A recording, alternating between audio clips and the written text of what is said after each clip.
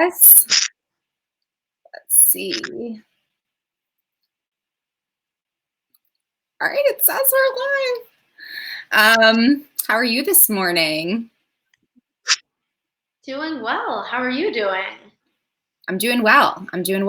I'm sitting here in New York City.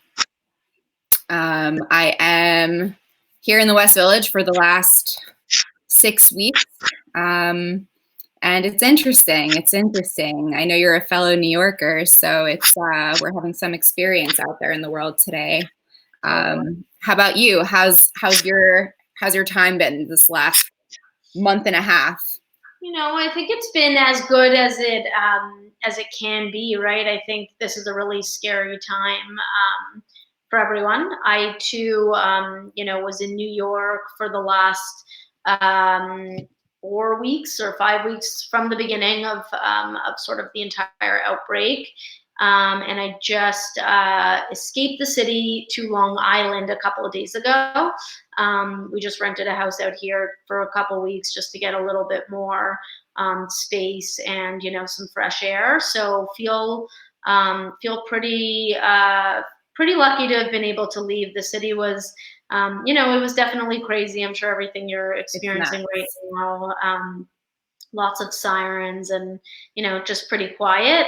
So it's nice to be out here in the suburbs.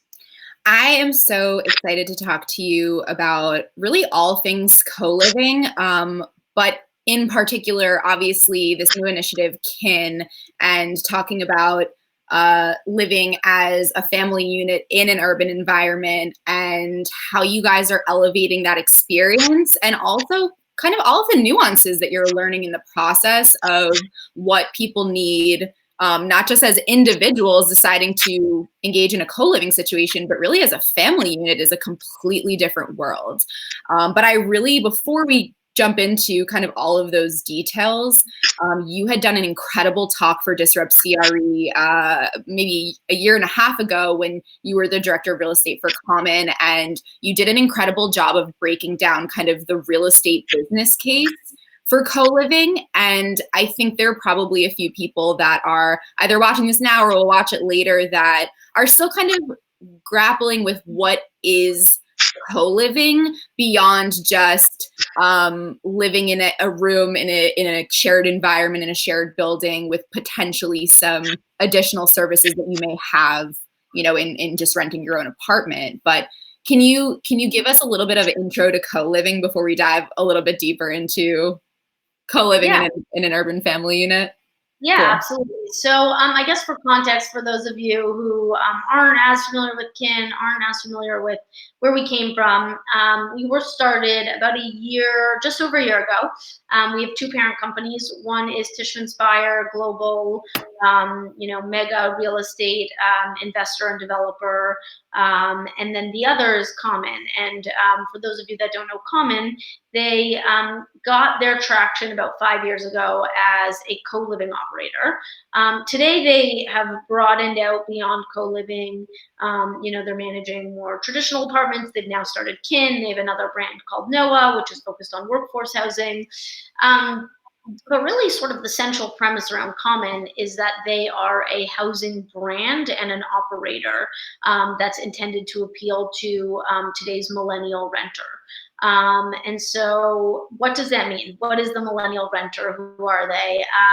So they're typically a renter in an urban environment, living in a city. They're educated. They're typically young professionals. They're getting married later in life, and they're renting instead of buying. And, this experience may sound pretty familiar to any of you that are dialed in. And so why are they renting instead of buying? There's probably a few reasons. One may be student debt. They're overburdened by loans that they still need to pay off. And another may be just, a preference for staying transient and not wanting to commit to a place or a location. And I think I guess the last thing is this renter grew up in the sharing economy. And so this is what we talked about, this last week. I feel that so much. We talk about like this generational disconnect, and culturally, like I, maybe want to live in New York this year, but maybe next year somewhere else. And that's the reality. And I feel like the world is kind of built to suit that flexibility based on how we want to design our lives. It's an incredible thing, actually.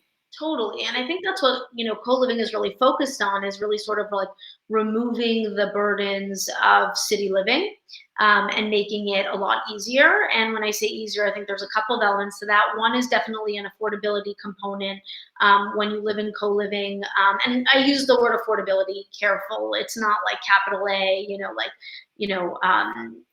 city level urban affordability, but it's attainability is probably the better word. And it's allowing these young professional renters to opt into city living at a lower price point. It's in getting a room in a unit, you're getting access to all the convenience services that co-living offers. So you're getting access to the weekly cleaning, the Wi-Fi, the utilities, but most importantly, you're getting access to the community.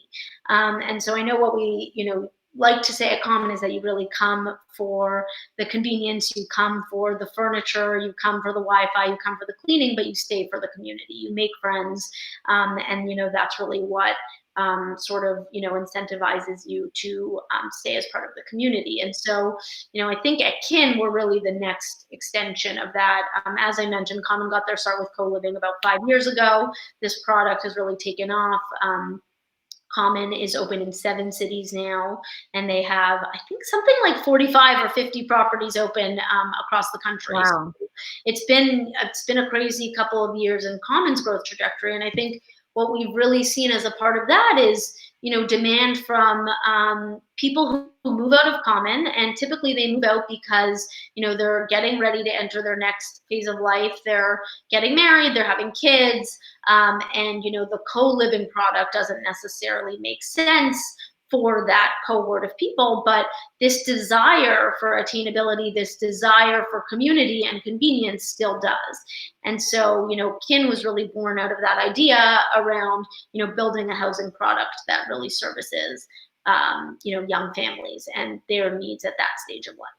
I love it. And you've shared with me a little bit about just some of the things that you've been learning as you launched Kin and now have some live properties, which we'll talk about, especially, the most recent opening and kind of the timing of that amongst all of the craziness going on in today's world. But I really also, I love some of these photographs of the spaces. And I want to share just a couple. Let's see which one we'll share. I'll share this one for now, but there's another really beautiful one of a common space that you guys built out, and it's got a little stage, and I think maybe there's a little like piano even, and I can imagine just, for little kids and for families to have a shared public space that's outside of the individual home to go and engage and simulate as a family is really, really cool. You don't get that from just, renting an apartment or buying an apartment. Definitely not in New York City, maybe some of these other cities that you guys have launched. But so talk to us about kind of the launch of Kin and some of the properties you guys have open now, and kind of your most recent new property to come online. Totally. So yeah, as I was sort of saying, Kin is this evolution of co-living, and it's this idea that as the millennial renter grows up, is there kind of like a better type of housing product? As you said, you don't really get these type of spaces as a renter in New York or pretty much in most markets. You may get them as a buyer in a condo building, in a very expensive luxury condo building, but you don't get them as a renter. And so, but there's no reason that this type of sort of shared economy, and I know sharing is a scary word right now in sort of like a COVID era, and I'm happy to sort of address questions on that. But really in this type of sharing environment, in this environment, you don't get access to this type of thing. And our renter is someone who's grown up with sharing, and this is what they're really looking for. They're looking for, and they deserve access to better spaces that are more tailored and more suited to their needs. So, we're done with those ground floor, second floor amenity spaces that are, big and sterile and, no one really uses. They're just there as a selling tool. We're really all about creating small, comfortable, warm spaces that really sort of invite a sense of community and really, make people want to sit in them. And so that picture that was just up, I don't know if it went down, but that's Kin on Union. Using a different one to show some rain. Yeah, so this is Kin on Union, and I mean, I'm pretty sure everyone would agree that it's a super inviting room. It's warm. It was designed and intended to really act as an extension of the living room, to really give families in the building. And so this is our newest building that was launched actually just a few weeks ago in Williamsburg. And this is on the ground floor, and it's really intended to act as an extension of the living room for the families living in the building. In addition to this sort of warm space, we do a lot of programming in this room to really activate the room. Things like story time and things like music classes. All of this is being done virtually right now. So we're still, finding ways to engage with our community, even in, the current environment that we're all living in. But, I would be hard pressed to find a young family that doesn't look at a room like that and say, like, wow, this is incredible. Not only do I have, more space on a rainy day, on a snowy day, I have somewhere else to go, but also I have an opportunity to meet other families in the building and really, a place to foster and create that kind of community. I'm going to quickly share my screen so we can let's see. I really want to show this, that you have a great BizNow article, I think from December, that shows this beautiful room. Let me see if I can grab it. But I do want to stop and just let everyone know that we will be taking questions towards the end of our chat. So if anyone has questions for Britt or just generally about co-living, just the concept or anything in particular, please message us either right here on YouTube or send us a tweet at DisruptCRE. You can use the hashtag DisruptCRE to send us some questions, and we'll be grabbing them and taking some questions later. We really encourage you guys to participate with us. This is our way of staying connected to you wherever you happen to be watching from in our most fun and casual way that we can, while still talking about some really interesting things that are happening in the space. So with that, talk to us about this new launch, this new opening that you guys have, that you just opened. I want to say 2 months ago. No, like 3 weeks ago. Like no, not 3 weeks ago. 3 weeks feels like 2 months, Britt, I think, in this new world. It's crazy. It's like we're in a total like Groundhog Day. Like, where are we? What year? We're just gonna all wake up and it'll be 2021. So before I talk about this new building, I do just want to say that building, that the room you referenced with the piano, I want to touch on that because that's our original Kin building. That is a building in Long Island City. It's called Jackson Park. Kin is not the full property manager there. We're more of a technology and service layer in the building. But we have a really engaged community of families there. About 75 families in that building are on our platform. We do a ton of programming. We do a ton of community events. We're going to be rolling out childcare there soon. So that's sort of our original building where we really got the opportunity to launch our Kin brand about like 10 months ago now. So, I would say that's been like a great, testing ground for us to really sort of, understand who our renter is and what attracts them. And then Kin on Union is this next building that just opened 3 weeks ago, 2 months ago. Time is sort of a very fungible concept at this point, but we started leasing it up about 3 weeks ago.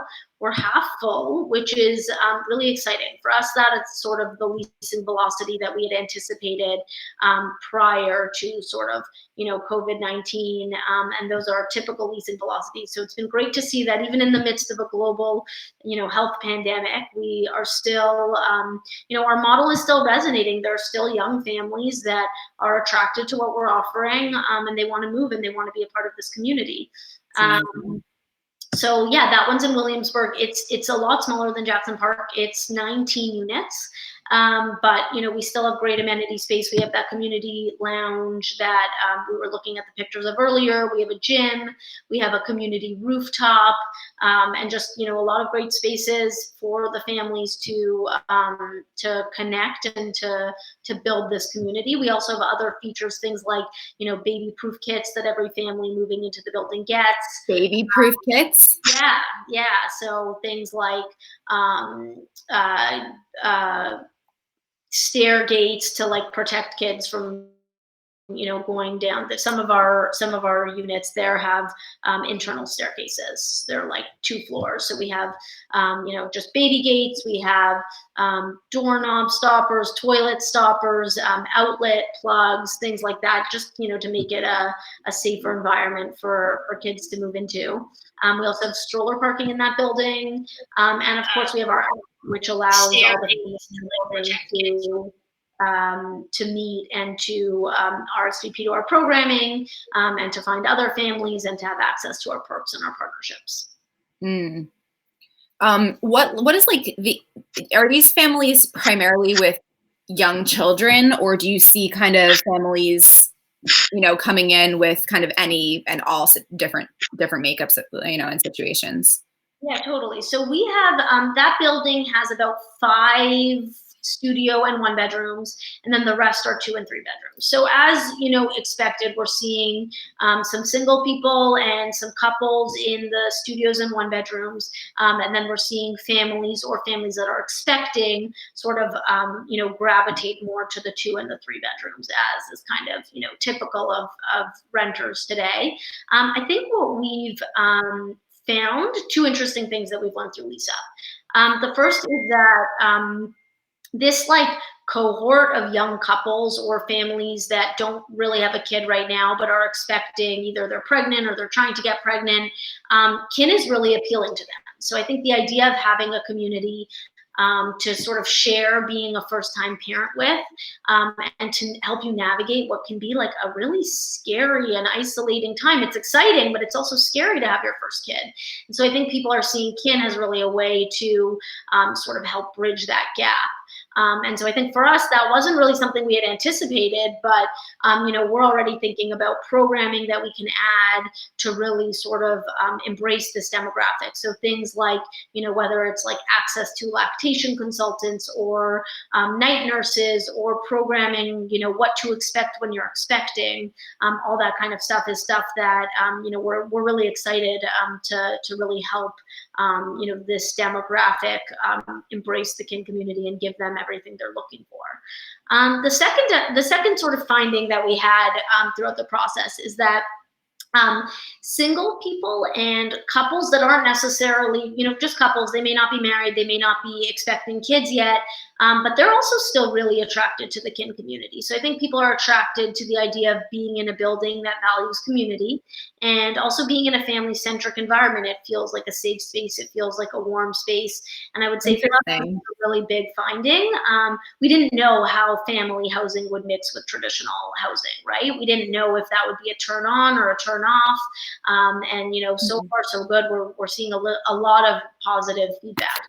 So it really sounds a lot like, kind of workplace as a service. Really, you take this traditional real estate model and you add layers of service amenities to such an extent that it becomes almost the new expectation, the new norm. And it's interesting to see, there was an article about you guys called "How 4 Cities Are Encouraging Family Living." And I was really, being from New York, we hear a lot about co-living and kind of different flavors of co-living, just like co-working and workplace as a service. There are a million different flavors depending on who you are and the life that you live and the things that you want to accomplish, your core values, whatever it might be. But I was really surprised to hear that some of these other cities were embracing. For me, I know there's like a handful of major metros that I know are embracing co-living, but these are the 4 cities. We have Vancouver, Seattle, Portland, Oregon, Toronto, and then of course we talked about, being here in New York City. But can you talk about either any of the differences amongst those cities and how they're adopting co-living, or maybe why those cities were early adopters? Yeah, totally.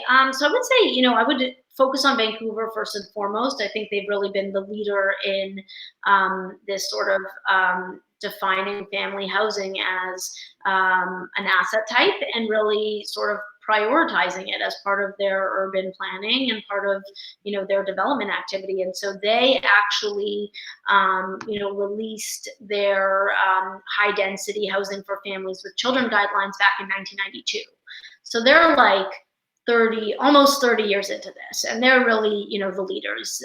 Part of that housing guideline, and it's evolved sort of over time, but most recently they've called that 25% of all new development has family-sized units. So any units that are 2 bedrooms or larger, and they are considering increasing that to 35%. So that's like really bold. If you look at development metrics in markets like New York, you see that 2 and 3 bedroom apartments are less than 10% of the total housing stock that's being built, this year in 2020 or last year in 2019. And so to go up to sort of 35% of all units being family units is a really bold measure. I think they've really recognized that, having families in cities is a good thing. It's a good thing for, the constituents, it's a good thing for them as politicians because you have families that are, active constituents and that are really sort of thinking about bettering their communities. And you typically see that, young families play a really, really big role in sort of urban planning, infrastructure, education, and really sort of like promoting healthy living in their cities.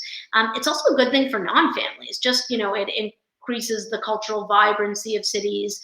And also having families in cities also decreases traffic tremendously because you don't have people commuting in and out from the suburbs every day. And obviously decreasing traffic and congestion decreases pollution, and it's just better for the economy and global health. And, just, by and large, having families in cities is a good thing. And so I think Vancouver's really been at the forefront of that. You've seen other cities adopt similar requirements, albeit, not quite as early as 1992, but I would say, Seattle, Portland, Toronto. Another one is actually Oakland. California has been, at the forefront of this. I would call out Toronto as well. I think they've really been, at the forefront with their, I think it's called Growing Up TO. And it's really about how to think about building family-friendly housing in a vertical environment. And so I think, Toronto is one of those cities similar to New York that's had, a crazy housing boom that doesn't even, appear to be stopping even amidst everything that's happening now. And so, I think the city is just saying that, we have an affordability problem, and we also have a demographic problem. Our city is just not able to retain families, and that's a problem for all the reasons that I sort of listed. And so they've been very active with their, their growing up TO policy that I think that was rolled out a couple of years ago. Yeah, and we've seen Toronto be pretty proactive and early adopters with a lot of, smart city infrastructure technology and testing out things with Google and Sidewalk Labs to understand human behavior. But it's actually really impressive to see a municipality take such initiative and want to collect such granular data about not only just its residents, but to really look at how can we improve the economy by retaining families as one method, or, how can we improve public transportation to, retain our young people and have, an ease of getting to work and getting to where they need to, walkability, whatever it is. So I've been very impressed with just the city of Toronto overall and kind of watching their progress as early adopters in a lot of facets. And so we actually do have some interesting questions already, and I'm hesitant. I think we have some more things to talk about, but I'm a little bit hesitant to wait because I think it's really right on target for what we're chatting about. So we have Talia. Hi, Talia. We have. I was wondering if the demand for family housing changed at all in light of COVID-19. does your business model change? So we chatted a little bit about this, and kind of you guys are just rolling it out, and this is all happening around you. But you touched on it a little bit, but can you talk about, has your business model changed? Yeah, totally. Thanks for the question, Talia. So, I think a couple of things. I think when you talk about our business model changing, like, the overall answer is no. I think it's really overall high level clear that with a lot of family time and with everyone staying at home, people are really thinking about how to service families better, especially right from the comfort of your own building or your own home. So it might sound a little weird to say, but I think overall, what's happening now is almost a net positive for us, as the power of community, I think, really comes to life through things like shared resources, shared babysitting, shared childcare, and really just using the power of having so many young families under one roof for the greater good. So I think net, this is all sort of just strengthening our thesis and our business model. That said, there's obviously a couple things that have to change, sort of in light of what's happening, from an operations perspective, from a community perspective, from a leasing perspective. We're making tweaks to our business model to sort of adapt to the new reality that we're all facing. So from an operations perspective, we're obviously taking the CDC guidelines, making sure that our spaces are safe and that our employees are healthy, and wearing disposable gloves and using the right disinfectants, and all that good stuff. From a community perspective, I think I mentioned this, but all of our programming has gone virtual. So, we're obviously following the shelter in place, or New York City on pause, or whatever it's called. And we're all at home. As you can see, I'm at home right now. And all our programming is virtual. We're doing virtual yoga, virtual music classes, virtual story time, and really just getting good at hearing what our families want and thinking about how we can help service them in various ways. And then lastly, and I think this one's super interesting from a leasing perspective, 100% of the leases that we've signed in the last 3 weeks since we started leasing Kin on Union have been done virtually. We've always had virtual leasing capabilities, but I think the fact that we've switched and been able to lease up our building at kind of the same rate, no hiccups, doing 100% virtual tours is a real testament to sort of the strength of that capability and how important virtual touring is. In addition to virtual touring, we have the ability to do all of our lease signing digitally, and also access our member service community digitally. So any issue in the building, you can use our app and our technology to access our support team super easily. So, I think net, the demand for family housing is still there. We're obviously making changes to our business model to make sure, we're following guidelines, and that, it's reflective of the reality that we're all living through right now. But I think we're more confident than ever in this sort of need for community in today's environment. It's really interesting, Britt, just talking about, there's so much with Kin and just generally co-living, because it's so highly serviced and amenitized, which is incredible. And the underlying goal is to create community and connect people, which is incredible, especially in cities like New York or Toronto, where it's you could get lost in the shuffle, especially if you're not from there, you're just moving there. But there's so much on the real estate side here that's so interesting. You are so much more than just landlord and tenant, and maybe an operator in the middle if the landlord isn't also the operator. You guys are really doing everything from, and I'm showing some of these these same pictures, some of these designs, but you guys are everything from the landlord, operator, community manager, designer. I mean, it's really from soup to nuts. You guys are doing everything. And I know, and I've been following you guys. I know that you're a small team. You have a lot of amazing kind of players kind of supporting you guys, to inspire common, and it's fantastic. But it's also an incredible thing that you guys have accomplished with a small, really young team of ambitious, passionate young people who brought this to life, and now you have real properties that are online, and through an actual global crisis, you guys are doing business and helping people with the things that they need, as you're kind of learning by doing it. And I just want to say, like, how incredible that is. But from a real estate standpoint, do you see more traditional landlords having to adopt some of these kind of principles in taking operations that much further and being involved in even just some of the design elements and the feeling and the programming of the building to such a like a detailed, granular extent?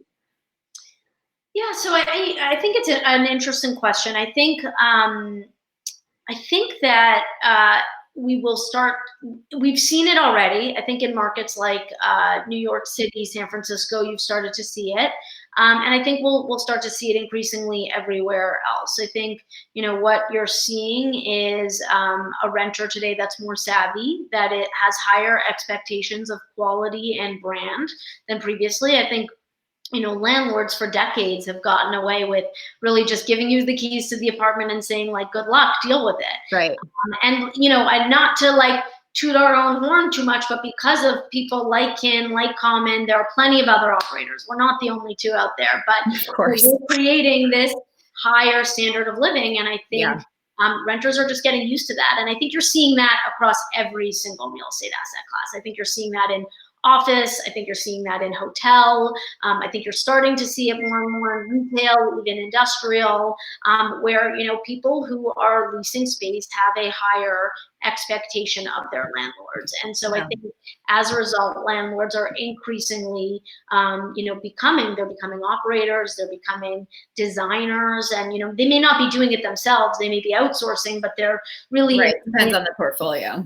Totally, but they're really embedding design and services as a part of the entire experience, because that's just really what people have started to expect. Right. I mean, we see it a lot on the commercial side these days, just through kind of engagement apps and workplace as a service and some of these more flex based options. But it's really interesting to think about it on the multifamily side. And it's so interesting because there's so much opportunity to tie in local economy into these physical assets because of the services, because of the community, and it connects people to a place in just an entirely different way. It creates that emotional investment into like a neighborhood, into a city where you just moved for the first time and maybe you don't know anyone because you moved there for your job or whatever the circumstance might be. Yeah, absolutely. And I think we feel really, really strongly about bringing our local communities to life. I think we actually, we choose our neighborhoods very carefully. We, are thrilled that we just launched in Williamsburg. For us, that's kind of like, there couldn't be a more perfect family housing place. We also have other buildings that are coming that I can't really talk about now, but in other cities that aren't New York, that are, I think we choose our submarkets really carefully. And what we look for is, obviously the typical thing: family friendly, parks, libraries, safe, walkability, all of that good stuff. But in addition to that, like local retail, and really sort of helping the local environment or community come to life. And so we have Monique on our team. She's she runs community operations at Kin, and she's been super focused. I think it helps that she's a Williamsburg native, but she's been super focused on really creating partnerships with various whether it's various daycares or play spaces or, retail stores. There's a really cute children's clothing store, a couple of doors down from our building. And so I think it's great. It's obviously good for us. It's good for our tenants, but, it's great for the retailers. And it really sort of creates, as you said, this like feeling of groundedness and community. And I think like today more than ever, that's, something that people are really craving and looking for. And so important.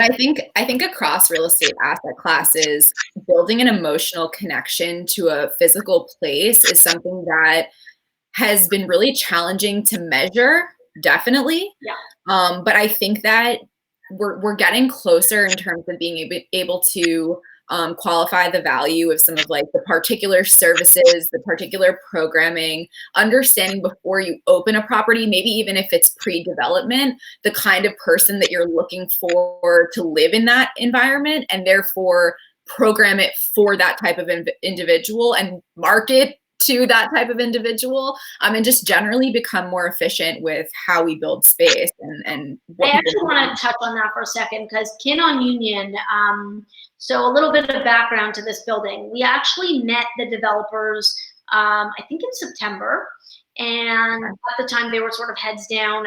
Some background, it was actually built as a condo building. So they were like heads down on like thinking about this building as condos and you know, selling the condos. And then they sort of came to us in January and they said, you know, we have a thesis that rentals here are going to be better. And we actually built this building with the young family in mind.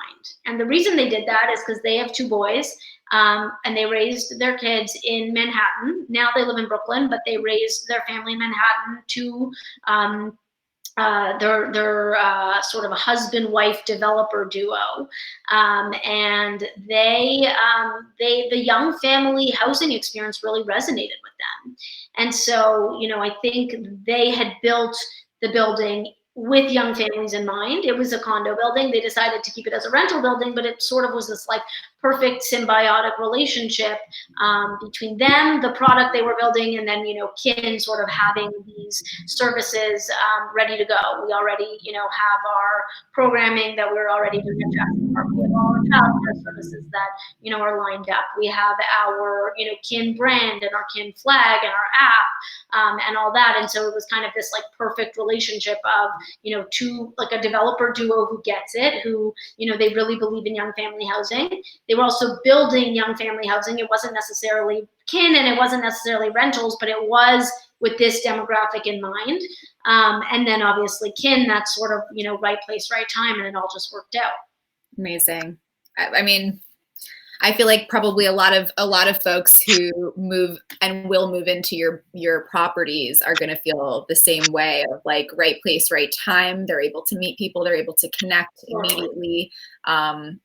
So I love it. And I want to take just a couple more questions because we don't have too much time, even though this has been really, really interesting and fun. And I think I definitely, you know, I think there are a couple of nuances, things that you have learned by way of building, you know, this company and taking on this initiative that you probably didn't expect when you first got started. Probably this time, sitting here, maybe even a few months ago in December, where some of these announcements are happening around Kin, you probably couldn't have anticipated things playing out as such. So I want you to think about what are those really surprising things, but we'll come back to that towards the very end.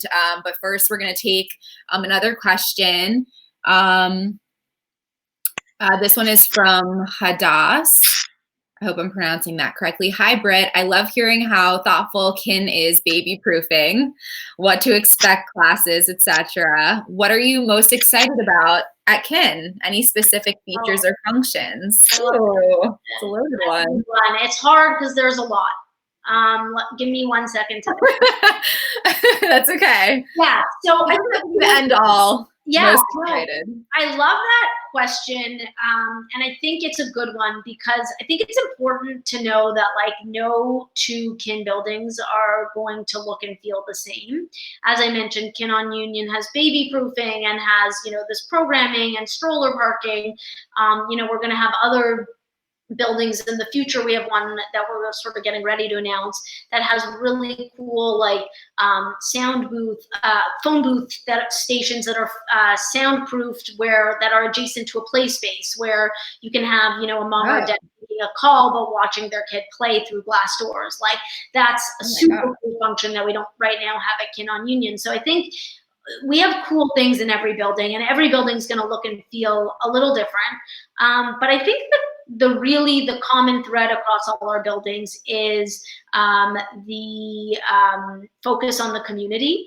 And I think it's good. This is going to sound very cheesy, but I think what I'm the most excited about is really kind of seeing how the communities come to life and seeing what creative ways that families get together to support each other. So we have all these ideas, right? We're like, oh my God, like a lot of people have left town right now, and their plants are dying, and like, couldn't we encourage neighbors to help each other out and water their plants? Or like, we think nanny sharing is this incredible function that we're going to be rolling out, where families can partner up with other families to share a nanny and drive down, childcare costs by up to, $2,000 or $2,500 a month in some cases. All of those things are awesome, but I'm mainly excited just to see what ideas the community comes up with, and like how they kind of leverage each other. And I think it'll be different in different cities based on different communities and their individual needs. And I'm just like really excited to get to sort of sit on the sidelines and watch it all unfold. Right. Can we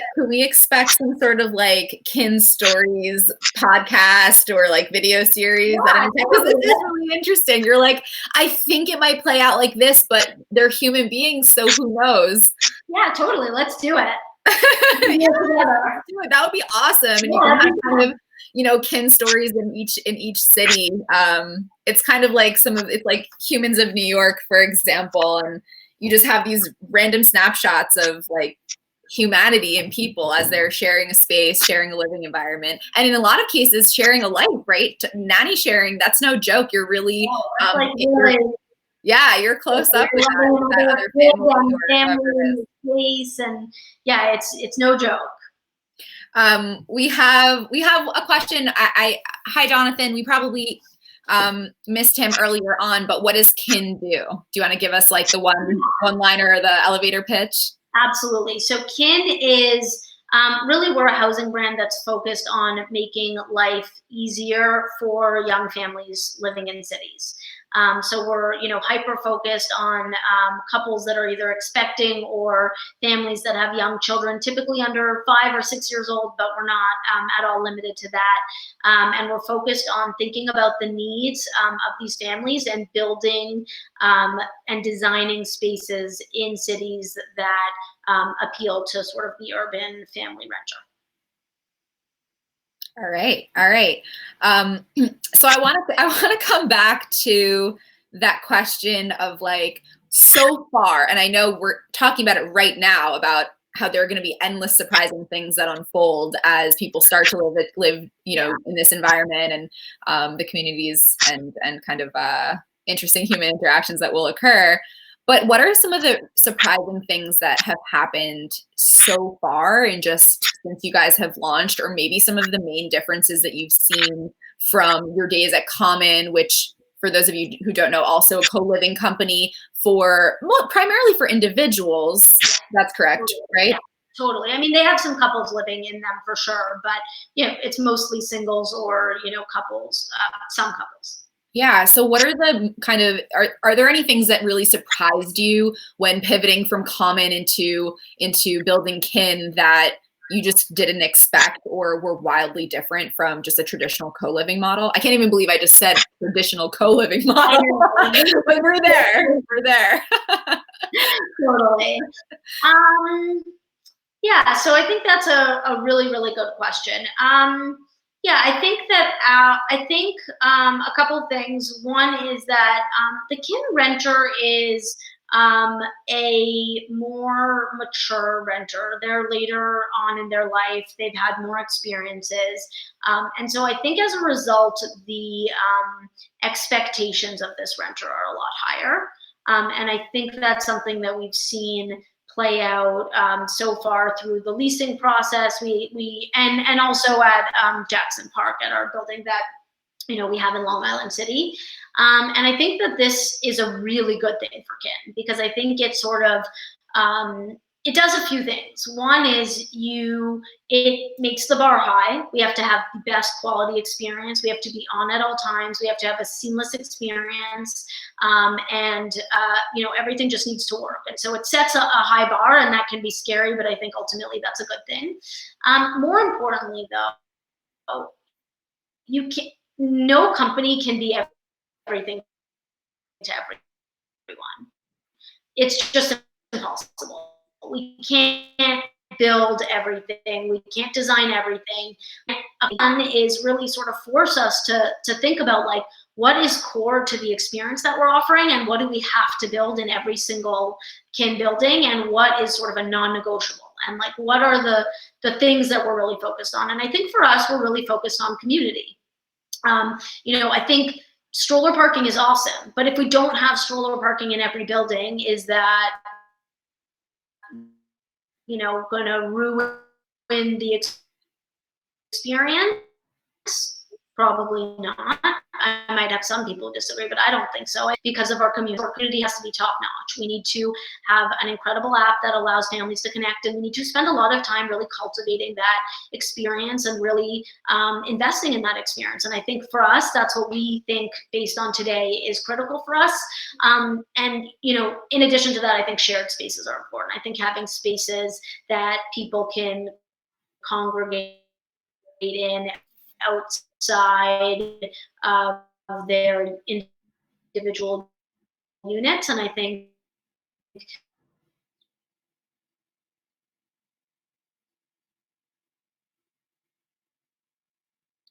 to us the spaces are. And the last one I will say is childcare. I think if you want to service a young family, you need to think about the single biggest pain point that young families face, and that really is thinking about childcare needs.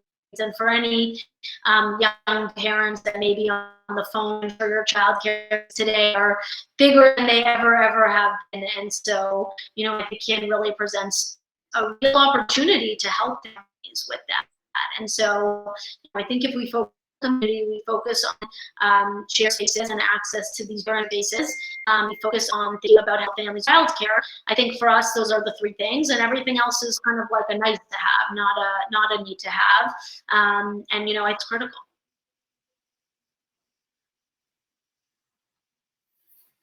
Hey, Mariel, are you still there? I think you're. Oh, I'm there. I didn't know, my internet is a little wonky, so I didn't know if you were cutting out. No, I'm still here, and we have one last question that I think makes a lot of sense just in terms of the world around us right now, and especially as you guys have just opened a new space in 3 weeks ago, which is absolutely mind-blowing to me, and incredible that you guys are doing what you do. Have you had to change anything? This is another question from Talia. Talia, thank you for being such an engaged participant of our audience today. Have you had to consider making any changes, or have you had to go about things differently because, than your original plans because of COVID-19? Like, not from necessarily an operational standpoint day to day, you touched a little bit about that earlier, but just in opening this new building, people moving in and out. I've seen people actually even moving in and out of my building in the last week, and it's kind of surprising, but people have to do what they have to do. Yeah, totally. Yeah, it's a really good question, Talia. So I think at first, what we hadn't really planned for or expected, we kind of, we launched at Jackson Park about like 8 or 9 months ago, and we've sort of had a wait list over the last year of hundreds of families. People are like emailing, calling. I've honestly had conversations with people who have said, I live in pick a city, Seattle, DC, and I want to move to your next kin building, and I don't care what city it's in. Like, I'm just so attracted to this type of community. And so I think kind of opening our first managed kin building, we kind of really expected we'd open it and the families would like flock right in. And I think what happened is, I think that might have been true in a different circumstance, but I think, we opened this building on we started leasing this building on March 27th. And so what happened, that was 3 weeks ago. And so what happened was, it was the middle of a global pandemic, and very few people are on StreetEasy, very few people are on apartment.com. And of those people, families are certainly not on StreetEasy and apartments.com, right? Like, if you have little kids at home, or if you're pregnant, the last thing you want to do is move right now. And so you're probably on a month-to-month lease, and you're probably saying, I'm just going to ride this out. Right. And you even left the city and sort of have escaped right now because you don't want to be stuck in a small apartment with your young kids. And so I think we, at first, weren't seeing that much demand from families. And so, we did have to get pretty creative about, partnering with different parenting groups and partnering with different local, mommy bloggers and local community, all like, you have Williamsburg, you have Brooklyn, you have Park Slope, you have a ton of, different local parenting communities. Park Slope Parents has been a great partner to us over actually the last year. We've done a couple of things with them in the past, but I think sort of realizing that we can't just rely on the traditional channels that we've always relied on, which is really just, apartment, third-party listing sites, apartments.com, right. apartment list, and StreetEasy. We kind of had to get a bit creative, and I'm really excited to say that it worked. And I think what you're also seeing now, we've seen certainly an uptick in families applying in the last 7 days. And so I think as sort of people are adjusting to the new normal, and hopefully, people are getting, feeling good about what they're seeing in the press, and feeling like there's kind of like a light at the end of the road. Although I really encourage everyone to stay at home. We're not there yet, but I think people are sort of seeing that come close, and so we're seeing families increasingly flock to our product. But yeah, to answer Talia's question, I definitely think just on a very tactical, practical level, there are things we had to change to sort of face our new reality. Do you think that those things will stay with you guys, those methodologies of reaching your audience? Do you think because of this change that you've had to kind of seek alternative, I don't know if it's the right word to support, but just like additional places to be discovered? Do you think that will change your strategy or go-to-market strategy after all this? I think that's a good question. I think you're always going to see, like, from a purely marketing tactical perspective, you're always going to see that third-party listing sites are going to be the best way to drive leads. These are people that are like getting ready to move, and so they're going on StreetEasy to find an apartment, and so that's always going to sort of be the fastest conversion. However, I think the parenting groups are really good from like a brand awareness perspective, and from sort of getting our name out there. And so yes, I think those will continue to be great partnerships for us, whether it's purely in driving leads or really just in doing like community events and getting the name out, and really sort of thinking back to our earlier conversation about how we partner with local communities. I think, not only do we want to build up our local community, but we also want to give back to it. And so I think those partnerships will be critical in that sort of relationship. If there's one thing, or it doesn't have to be one thing, that's a little bit too much, but if there's something that you're really excited to see kind of like in the general co-living industry, if there's one thing you're excited to see kind of either first be developed and like something you hope happens in the future, or something you're excited to see kind of like mature in this arena, what would it be? If you could look even, 5-10 years down the road and say, man, I really hope co-living goes like this. So I'm going to say one. It's the first thing that comes to mind. It's actually like a little, it's somber maybe, but I think it's important. So I think there's been a lot of talk about how senior housing communities adapt to co-living, if you will, and sort of thinking about, building these kind of shared spaces for, people in later stages of their lives. And I think certainly it's something we've thought about, right? We did young professional renter, now we're doing family renter. And, it's always like, what's next? Is it student housing? Is it senior housing? Like, what is it?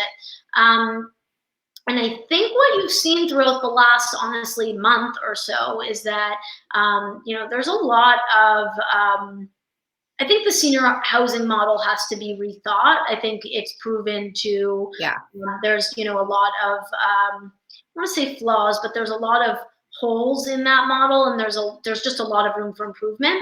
And so I'm excited to think about how, not personally, I'm focused on kin. That's sort of my next. I'm going to be working on building this out for the long haul. But I am excited to see how really smart people bring these same concepts of technology, of community, of attainability to and also of safety to an asset class that I think really needs some deep thinking and some smart people focused on it. Yeah, especially. And I think it's so interesting. I think there is a lot of positive change that's happening because of this crisis that we're in. And I think that's part of like kind of this show and trying to help people see some of the aspects of specifically the real estate industry that are experiencing wins and are doing really, interesting and positive things for their communities. But I think that the healthcare industry, medical facilities, senior living facilities, I think that there are going to be some significant changes in those asset classes. And senior living has been something that I think there have been so many missed opportunities and kind of holes in that market, if you will, for such a long time. Such an underserved, kind of overlooked part of the real estate ecosystem, and it's such a shame because if there isn't community already established and there for kind of us to come enhance in any number of ways, it's the senior living communities. And a lot of times they're higher risk, and there are things that we can do with technology, utilizing technology that we have to improve their lives, to improve their experiences, to help each other, them connect with each other. Again, not right now, not right now. But in the future. Yeah, I totally agree. I was actually just on a call earlier today that was just like, we were just talking about some of the good things that may have come out of all of this. One of the things that we talked about were the subways in New York. Maybe they'll be a little less crowded. Maybe like, not even just because people are scared to take the subways, but like, is there an opportunity for local politicians to think about like staggered work times? And like, do we all need to be on a subway at 8:45 a.m., like riding that like 4, 5, 6 train up to Grand Central? Like, I want to know, like, if we need any more people on that train, or like, is there an opportunity to stagger work time such that we have less people on a train at one time, and we have less just people in contact with other people at one time? And what are some of maybe the good things that have come out of this? And so the subway was one that came to my mind. But I think not today and not in the short term, but I do think that senior housing is going to get a deep look at, and for the better over kind of the next couple of years. One can dream about a less crowded subway. Right? That's my hope for New York City post-pandemic. Well, Britt, thank you so much for being on today. I can't believe it's only been an hour. I feel like we could chat about this for such a long time, and I think that it's likely that we'll have you back on the show when this is all over and we can see each other in person. Maybe we can even do this show in person, side by side. Wouldn't that be a crazy idea? Yeah, or a podcast. Or a pod. Well, I do expect this stories from Kin, maybe like stories from families, I don't know, whatever you want to call it. Like, that is cool. I want to hear about how, just like from a humanity standpoint, how people are engaging, and just those little stories that you're going to have right kind of in your inbox every morning. And hopefully you get to hear about all of them. But I think it would be really cool to share kind of with the general public. So, yeah, I'm looking forward to it. I hope you're staying safe and healthy, and I'm excited to do this again in person, hopefully soon. Thanks, Britt. We'll talk to you soon. Bye. Bye. And now we have the lovely Emily Olman. Hey, Emily. Hi. Good morning. It's bright and early for you over in California. Exactly. Yeah. We're going to be talking, for those of you watching with us, we're going to be talking about immersive media and just some of the easiest tools to implement now. Emily, would you care to introduce yourself? She is the expert. So Emily, please introduce yourself. Yes. Hi, everybody. So my name is Emily Olman, and I am a startup founder. I have one company called SpatialFirst, which is using augmented reality to help tell better stories about commercial properties. And so we're building an immersive mobile platform using AR for commercial leasing, and it's called the Placetime platform. And I am also, I have a company called Hopscotch Interactive, which I've had for over 5 years. And we are a real estate marketing firm. We work all over California and specialize in virtual tours and real estate photography, and also, consulting and the implementation of immersive media. So I have been working in immersive media specifically for real estate for the last, 5 years since I started that company, and have been pretty much deep diving in VR and immersive media for that entire time. And my background's actually in gaming and in the Japanese anime industry doing media sales. And so, when I got interested in virtual reality, it was really because I felt like it was just such an immediate connection for me about how we can connect with other spaces and how we can transport ourselves somewhere else. And so I've been trying to sort of crack that nut on distance selling and, I guess it's teleportation, but really trying to understand what is the cutting edge, what is the frontier of this technology. And that's what I've been working on for the last handful of years. Emily, you're so cool. Aside from all of the cool things that you know how to do and make happen and the random AR clips that I get from you. Right. You really are, and you really have such an interesting perspective on how this really sophisticated world of technology and coming from gaming and all of that translates into the real estate industry, both from the commercial side and also into the residential side. And I think some of the stuff I've really enjoyed kind of hearing and learning from you this last week as we're chatting about what we want to talk about in this segment is kind of what's been going on in California in particular, because that's where your experience is, but how realtors and brokers have become now classified an essential worker and have been able to continue working through these times to continue to transact in real estate. And so I want you to share with the audience a little bit about that story and the progression of how it played out.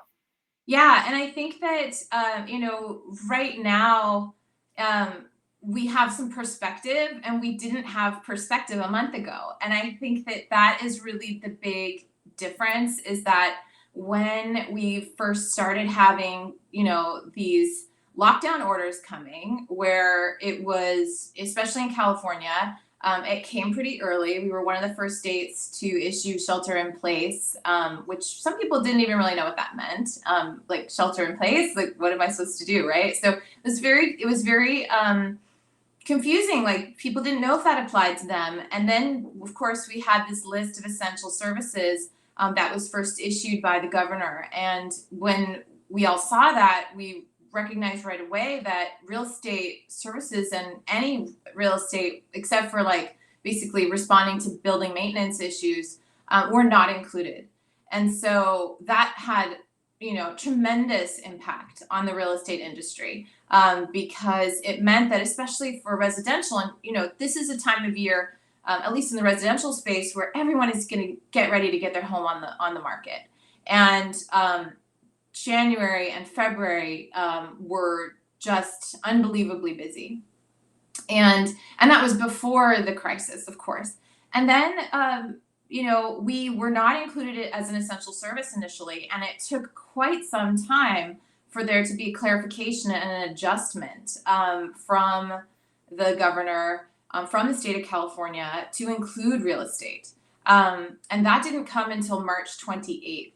And that was also very complicated, because each city and each county in California could mandate stricter shelter in place or stay at home ordinances. So, it would then be a misdemeanor if anyone were to be proceeding business as usual. And so that was very complex, because then it meant that, even though California did include real estate, it meant that you still, depending on where you did business, would have to research and try and get answers about whether is your locality actually included in that. And so for me, like with Hopscotch Interactive, for instance, as a virtual tour specialist, we had to make dozens of calls, and the real estate realtor associations around the state were sort of my first point of call, because that's where everybody was trying to, it was like, who do I call? Who do I get answers from? Is it the health department? Is it the real estate association? Who's going to know? Who is this information important to? So that took quite some time. And then it was only just less than a week ago that the Association of Realtors put together at least like an Excel spreadsheet that shows cities and counties and where it is still mandated with stricter guidelines. And then one thing that did happen, though, that was helpful, at least for us, was that, and so we just stopped originally. Like initially we just stopped everything, and we wouldn't go into any properties unless we had, like maybe unless it was vacant. But even then, after a certain point, we were like, we can't do this. This is a liability for us. This is a liability for the seller, the landlord, for everyone involved. There just wasn't enough known at that time. So, so then we got actually an updated piece of information just about like 10 days ago, which was that photography is explicitly allowed in the counties that surround me now. So Alameda and Contra Costa County. And that was helpful because then it was like real clarification. And then they also issued a coronavirus addendum, which this special document now has to be signed by anyone entering a property. Right. And then it really what does it helps. say? It says, to the best of my knowledge, I don't have coronavirus. I haven't been here in contact with anybody that has coronavirus. And so I'm signing a liability waiver. I'm just signing a waiver that says like everybody coming to the property, as far as we know, does not have coronavirus. We are unaware of coronavirus having been on the property. And that is just this sort of, it's an agreement that sets a legal framework for this. And I think that's the beginning of one of these impacts, is that, we're all running blind. We have no idea what's going to happen in the future, but we begin to set frameworks to operate within that will help us at least have responsibility. And I think also in this particular field, there's a lot of people who, they'll be like, I can take photos, I can do virtual tour. And you call somebody on Craigslist, but if they're not licensed, if they don't have insurance, if they are not really able as an entity to countersign any kind of legal document, that is a bigger risk than I think it was before. I mean, it was always a risk, but I think that in some ways that will protect businesses because, everybody is going to be guarded on this.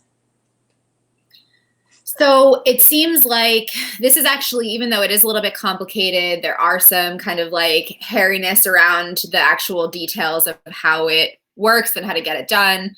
It sounds like this is really a win for real estate brokers to be able to continue to transact and maintain their businesses and help those who are either looking to move or lease space continue to do their jobs. So they can go in, they can create an immersive experience. They can either, do some sort of 360 video. We have a cool little video I'll show. You can tell us a little bit about this, but the idea is that people can still do business, still transact with their real estate needs. And that's incredible in a time like this.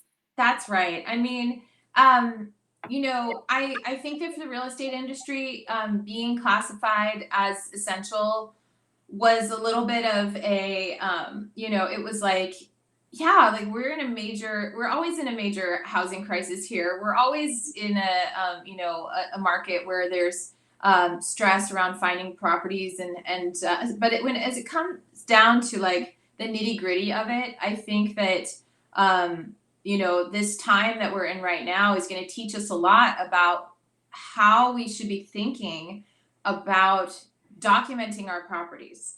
And the reason why I say that is because, the landlords that let's talk commercial first. the landlords that I've spoken with and the brokerages that I've spoken with in the last few weeks have all said, we want to make this a standard for all of our properties now. So we don't want to be in this situation again where something happens, or we have 24 hours to go back to shelter in place, or another thing happens. So it could be, it could be the wildfires that keep people at home here in California. There's a lot of things that are risks to the business. And, people are going to be a lot more used to this behavioral change, which is viewing spaces virtually, requiring that. And I think it's a insurance policy. It's a very inexpensive insurance policy to be able to continue your work if you've documented and archived your property. And I mean, thoroughly documenting it with a 360 video or a 3D scan or any kind of media that's going to be able to allow you to go back and virtually visit the space, or to take whatever photo in post-production that you would have taken on site to be able to show to somebody. So, well, I think you're talking now about something that is one of those things that will change our industry from here on out. I think that of all of the, depending on the asset class, some of these commercial buildings, sometimes millions of dollars that are spent on marketing a building before, not only right before it opens, but throughout the many years of it being developed. And then you finally come online, and then, you're looking for leasing. Of all of those millions of dollars, beautiful photographs, brochures, drone photography, all of these things, they won't go away, but one more, layer is going to be capturing this immersive media, and not just for the sake of marketing and transacting, but like you said, really archiving the bones of the building, the framework for understanding kind of beyond just like a blueprint, which I can't even believe, that's even real in 2019 or 2020, but like the actual, virtual twin, if you will, digital twin. We've talked about that a lot, obviously, at DisruptCRE. Exactly. Is incredible, and it seems like a no-brainer moving forward. Exactly.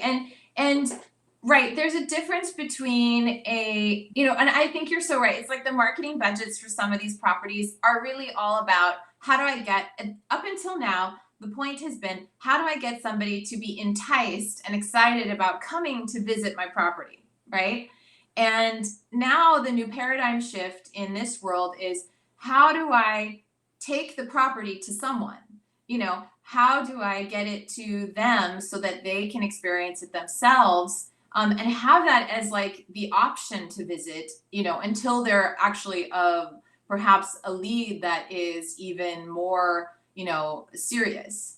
And I think that, brokerages have operated under the, over the last several decades, they've really just operated under this model where, the broker tour is the heart of the, sales process, and touring people in properties, which a lot of people say is like, it's cumbersome, takes a lot of time out of their day. They have to race from property to property. And I think that we're entering a new era for real estate marketing, where having a virtual option to tour is going, like I said, I just think it's part of this requirement moving forward. I heard that it's possible that Zillow might even start making these virtual tours a requirement. It's just a rumor at this point, but that would be for residential. However, I think that it is important to note that, during the pandemic, Redfin and Zillow, they, on the residential side, they actually disabled the ability to have an open home, at least in California. So you couldn't, there was no advertising of open homes. There was just like book a virtual tour or get in touch with the agent. And so that changed from being like 1% of properties getting virtually toured to like, it was like a 500% increase, in virtual tour creation and content being uploaded. And now it's a third of the properties that are, at least a third in 1 month, that are now being toured virtually.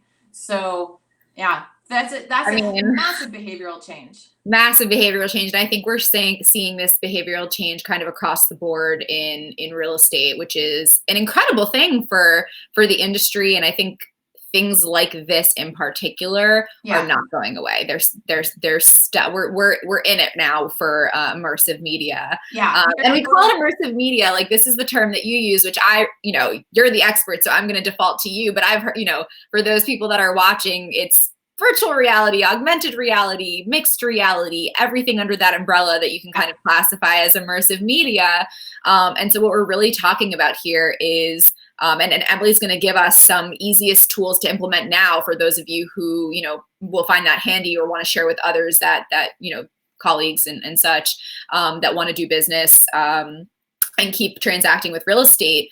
But I think it's interesting just to kind of know that there are endless mediums out there, more and more all the time, but it shouldn't be something that is so overwhelming that you feel like you need to keep up with all of the time. We have trusted advisors in the space like Emily and other folks that can help us just understand, what's easy depending on what the function and what the problem it is you're looking to solve for. Or, maybe it's just an enhanced layer of interactivity for a property that you want to create a little extra buzz for, or a little extra interaction, especially if there's some sort of like cool element to, maybe it's a public space, maybe it's an amenitized space, maybe it's an awesome backyard, whatever it is. Yeah, and exactly, like, so that's the approach that I have always taken on. I think it's because I started in my business doing 3D capture and scanning and reality capture, specifically with the Matterport platform. So I kind of rewired my brain in a way to already want to document every inch and corner of a space. And so now we call that, digital twin. And so that's because it's 5 years later. But if we have that as our base, that's the baseline, is that we do want to document everything. And of course, some digital twins are, going to be talking about energy consumption, and they're going to be talking about what's behind the walls and during the construction phase. And that's also important. But that's really going to be part of facilities management. Where I'm talking about is the transactional stuff. So leasing, these can be used for many different purposes, but certainly for leasing, having a digital twin created enables us to do a lot of very, very cool things. So one of the things that we wanted to talk about was, some easy ways that I can, get started on adding more immersive media very quickly to what I'm already doing. And most of the people are going to be advertising on using CoStar and advertising on LoopNet, right? So they probably have photographs, and they probably have some sort of a brochure. And what they probably don't have is they probably don't have a Matterport model, which for some people, the Matterport scan can be a little bit cost prohibitive. And so, one of the things that you can do is you can use a 360 camera, and a 360 camera is not very expensive. These cost anywhere from about $400 to about $1,000 for a good 360 camera. And anybody can go and use the 360 camera either to take a video and to do a video walkthrough of a property, or they can also use the still camera functionality of that device to just make a panorama of, the different amenities, and to document throughout the property, throughout the suite or around the building, and make sure to get the exterior as well, because then they will have that great documentation where somebody at home is not just seeing what's in a frame, but they're seeing the entire story. And so, we offer that service at Hopscotch Interactive. And then we also partner with, more immersive companies like SpatialFirst to build the Placetime app, by taking the immersive content and then using that for things like augmented reality. So as long as you have created some type of a 360 or 3D content, that can be used to create other experiences. Okay, and so I think I had added this video earlier, but I'm not sure it actually played. Here's how to take your Zoom game. There we to the go. next Okay, level. so talk to us first about we're gonna this. Join Zoom. Yeah, so this is an experience that is from the Placetime app with SpatialFirst.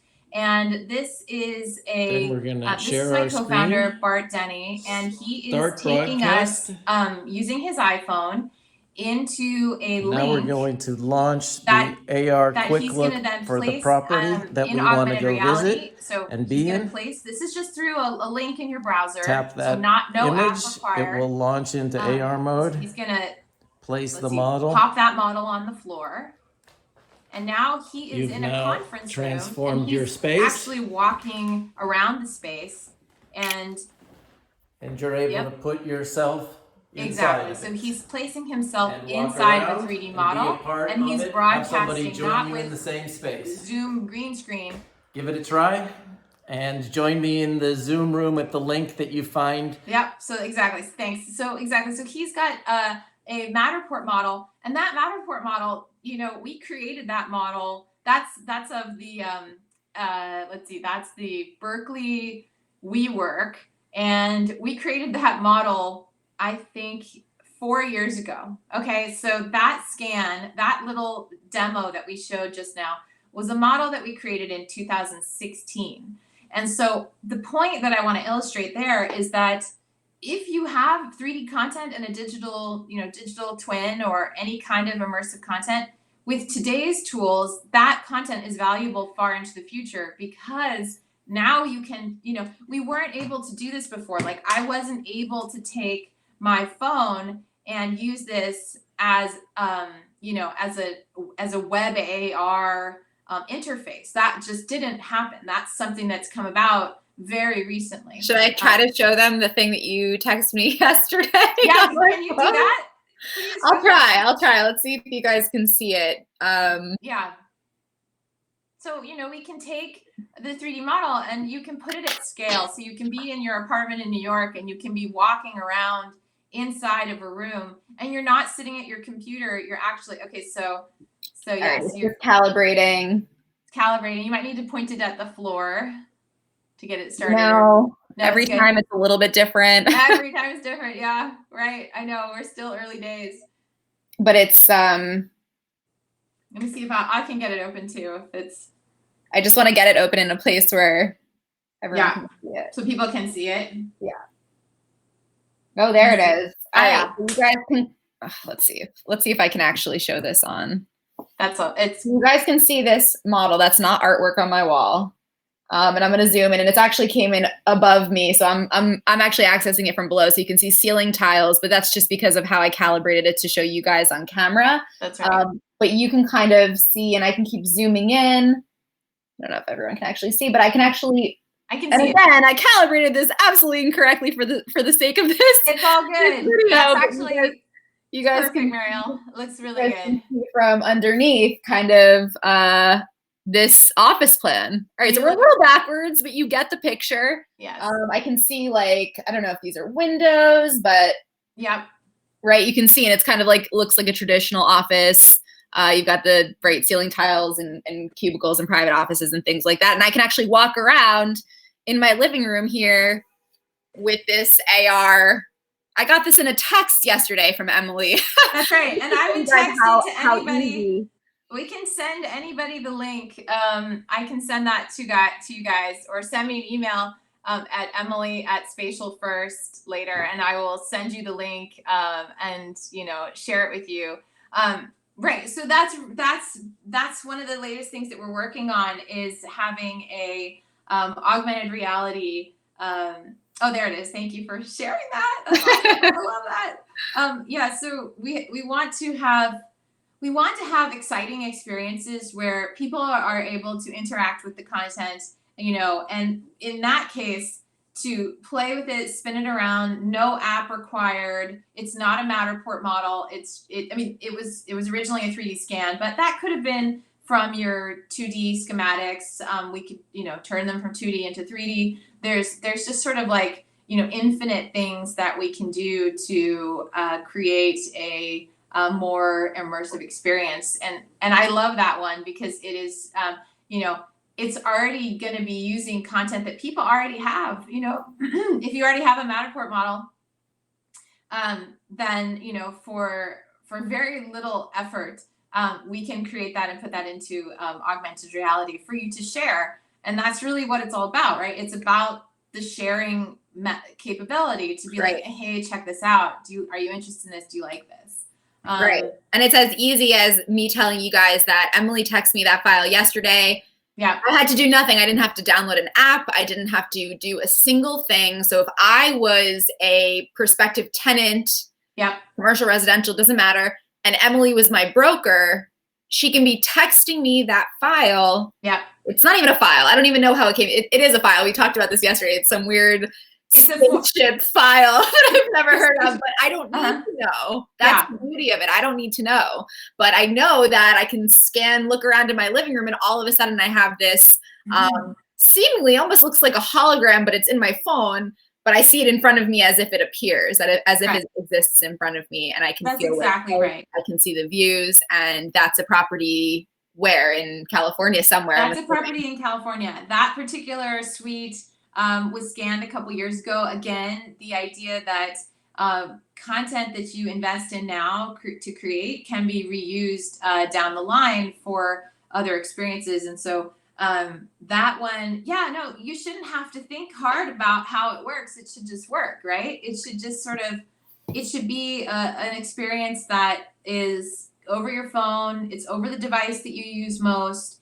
And that's the thing that we're trying to achieve, is that augmented reality and augmented experiences for business makes so much sense, because we call it frictionless, because, you know, you're not wearing, like, I have a headset over here, you know, here's my Oculus Rift, right?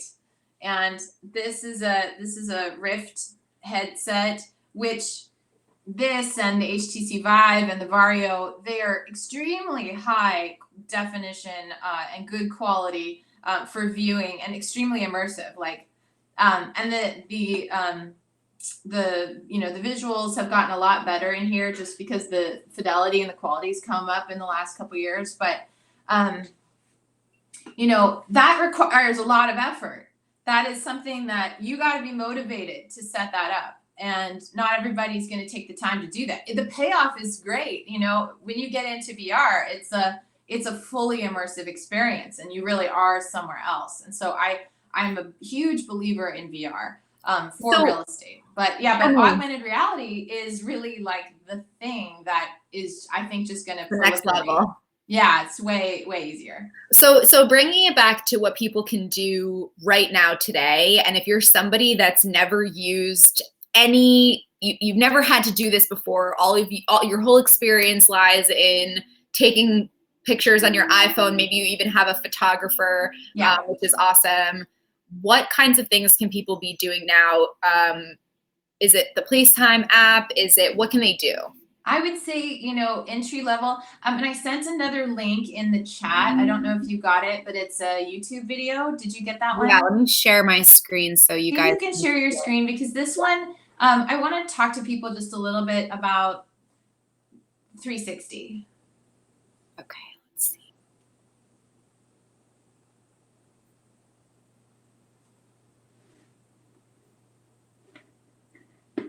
All right, I'm gonna just keep it on mute. The video itself. I don't think there's any audio in that. Okay. Or there's very little audio. All right, can you see it? Not yet, but it's coming up. So what you're going to be pulling up here is a 360 walkthrough of a property. So it's a little different than what we did with the Matterport scans, or any of the Matterport property scans. This is a 360 video that is basically walking through with a selfie stick and going through the going through with the selfie stick, and let me see if I need to respond to this. Not you do see this tour? What's that? No, I don't see the tour. This tour? Is on it my screen? No, it's not. Did you share screen? I did. Interesting. I wonder if other people can see it. There it goes. Here we go. All right. Let's restart this baby. Yeah. Infinite windows. Okay. Exactly.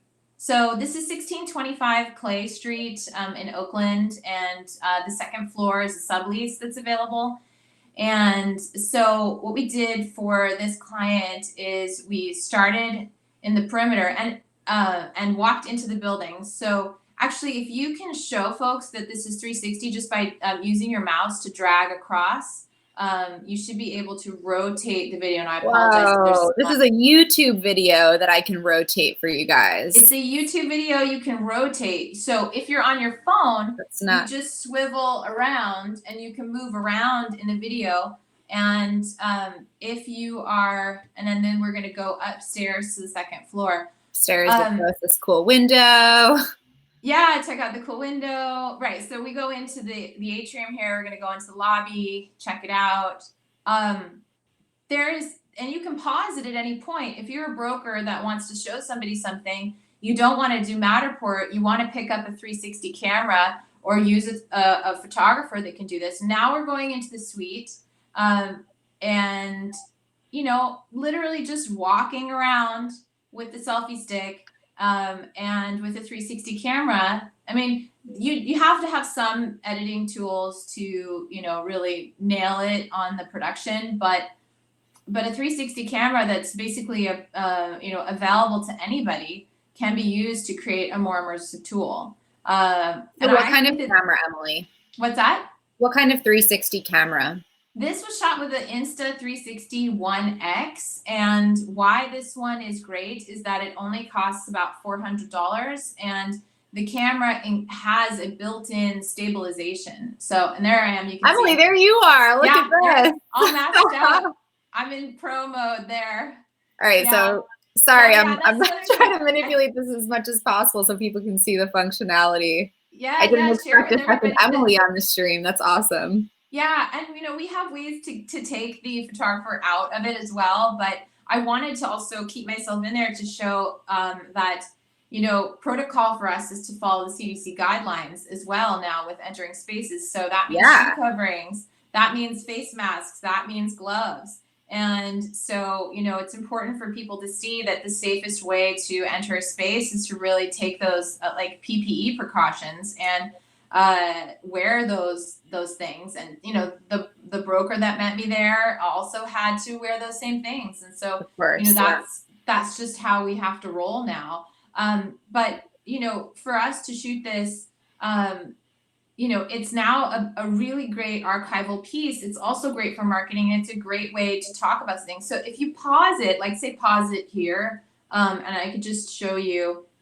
So if you pause it, you should be able to still rotate it in place. Whoa, that's unreal.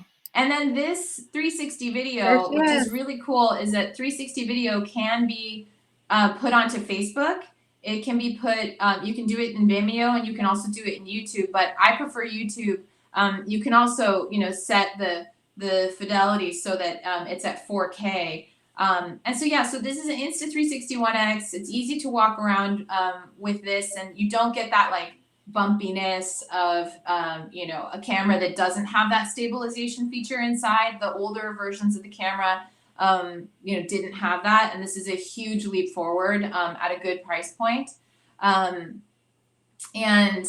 let's see, and that camera, I'll tell you in a second. There's a bunch of other stuff, but one thing that I shared also, and thank you for bringing up the video because I think it's really great. This is the Avis and Young listing in Oakland.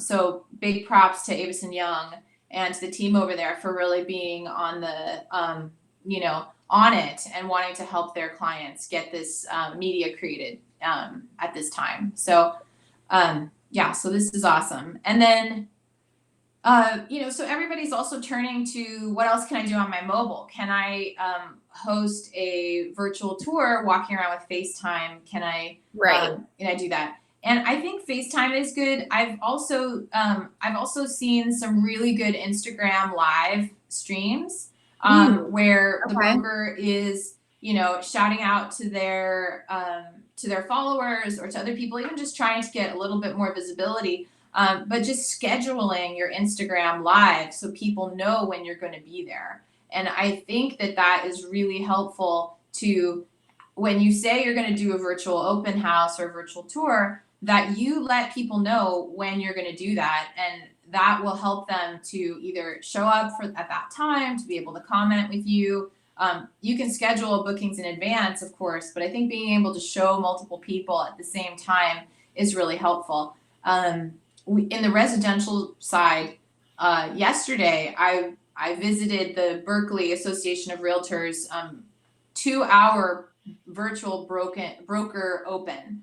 And so each broker had like 1 to 2 minutes to show their property virtually. And the content that they used was all over the map. Some people had Matterport, some didn't have anything, some had, nobody had 360 video. So that's definitely something that I think should be used a lot more. But even just, like I said, taking the panos here and using those to create a virtual tour is another easy way. I can send you another link and share that with you. But I would say that creating a virtual tour with the 360 panos is another way. So we're just, you know, bubble to bubble. Let me see. Do you want me to send you a link for that? Sure. Yeah. If you want to show folks. All right. Yeah. I think this is all about showing people what it really is like instead of just, you know, we can chat about it. And you and I always have really interesting conversations when we get into the nooks and crannies of this technology and what it can do. I want people to I get so excited about the tech, and I want people to, you know, really understand that this is not necessarily new technology. And that's the thing that I like about it, is that the frontier stuff, you have to have some tolerance for things to be, you know, maybe a little bit more like a beta version, right? But with stuff that is technology that's been around for a long time. Okay, so I just sent it in the host chat. I don't know if you have that. Yeah. You can grab that there. Didn't come up in our host chat. Okay, let me try I can do the public one also. Let's see if that will show. Okay. Let's see. And thanks to everybody who's watching. I mean, yeah, it's so we have a comment from Jennifer who says she's learning a lot from this and she'll rewind later to see what she missed. Thank you. I'm so glad you're enjoying it, Jennifer. And yeah, I think Emily in general is a world of knowledge. I had shared her email earlier, which she, you know, was kind enough to, you know, let people reach out to her directly through this public forum, which is great. And she really is not only just a fantastic startup founder of many different companies, but she's very, very involved, very knowledgeable in this specific vertical of life's, not only as it relates to real estate, but has this, you know, she has a particular focus in the real estate industry right now. But she's extremely knowledgeable and very, very involved locally in I know in your community, Emily, but everywhere I go, no matter what city I'm in, if we're talking about immersive media, Emily's name is always one that comes up pretty quickly. And so she is aside from just being a fantastic person, and somebody I enjoy getting to spend time with, she really is a world of knowledge. So I encourage all of you guys to reach out to her and let us know. We're going to be starting to take some questions. If you guys have them, put them in this chat right here. I'm seeing all of them. So send us any questions you guys might have. Did you get the Round Me link, the one that I just sent you? Let's see. It's in the host chat. Let's see. If not, I can. Chat. Yes, I did. Did you get it? Yes. Awesome. So this is an industrial, or it's a laboratory in San Francisco, and I can't grab it here. Can you just throw it to me in an email? Yeah, no problem. That's weird that it doesn't light up. We're learning, right? We're learning. Well, it's interesting, right? I wanted to be able to share media and have this stream be a little bit more than just like a Zoom call.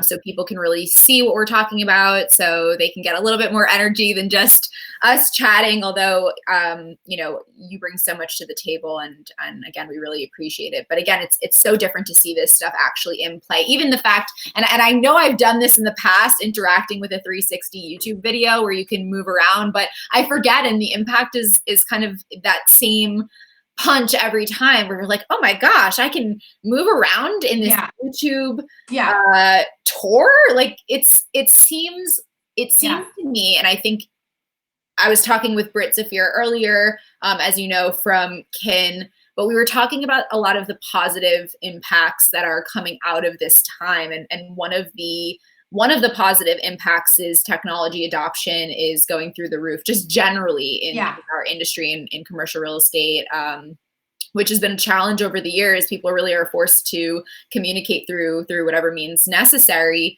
But I also see people getting really creative and trying things for the first time because they have to, but also because they have the time and they're willing. And people are striving for that connection and experiences that are a little bit more elevated than just a flat image or just a, FaceTime call or whatever it happens to be. Right. You're right. It's so funny. One of the things that's a huge trend right now in the residential space is this thing called transparent pricing. And so rather than homes being listed at $799,000 and then selling for 1.2 million, which helps no one, there's this big trend to sort of cut down on the marketing and the sort of these old ways of doing things where it's all about like, how can I sell it? How can I get as many people to come? And now it's like, how do I get serious people to come? How do I cut down on, because, I had a broker who had originally, they started with it was a real residential real estate agent. They listed a house 2 weeks ago. They started at a non-transparent price, and then they changed the price to a transparent pricing. And the reason was the broker just didn't want, they had no capacity to do hundreds of individual virtual tour meetings. And so they realized, we got to be more specific about this. And so they said, everybody's going to transparent pricing. And I think that you're going to see a lot more of that. And necessity is the mother of invention. So, you're not going to do something differently unless something changes. And the world has completely changed. So now we must adapt to that. And I think that the people that are going to come out of this ahead in some way which is, obviously like it's super sensitive and, there is no real ahead. But I mean, if people who are going to come out with learning new insights or being able to adapt, we talked about resiliency before. I think that's the main takeaway. It's really how do I adjust what I do for this new state of being that we're in. Yeah. And if you're one of those people that has kind of like right now, it's a luxury to have not only, it's not really the time, it's really the energy and brain space to either acquire a new skill or improve on something that is important and meaningful to you or others, that you care about, whether it's your clients, your family, your colleagues, whoever it is. If you're fortunate enough to be able to have the energy and brain space to acquire new skills that ultimately will help you do business better today and into the future, then I think immersive media is a no-brainer for anybody that's in real estate. And I actually was able to pull up this link here, which I'm gonna share with people. But I think that a lot of times the natural way to think about immersive media is, well, I need to do a virtual tour. Right. I need to still transact. My clients expect to be able to walk around in this building or in this home before they decide to purchase it. Or I want to enable my clients overseas to feel comfortable working with me to open a new office here in New York City or in Oakland or wherever it happens to be. And so naturally you're going to have a virtual tour. But I think what's really interesting into the fabric of a building is being able to create that virtual archive of the actual bones of the building, the internal operations, and having that for years to come to be able to also measure success from an efficiency standpoint, measure success against another building, measure success in how well that building is performing 5 years ago to today. Yeah. There are endless opportunities for use for having historically accurate virtual twin of a space or building, and it's incredibly powerful.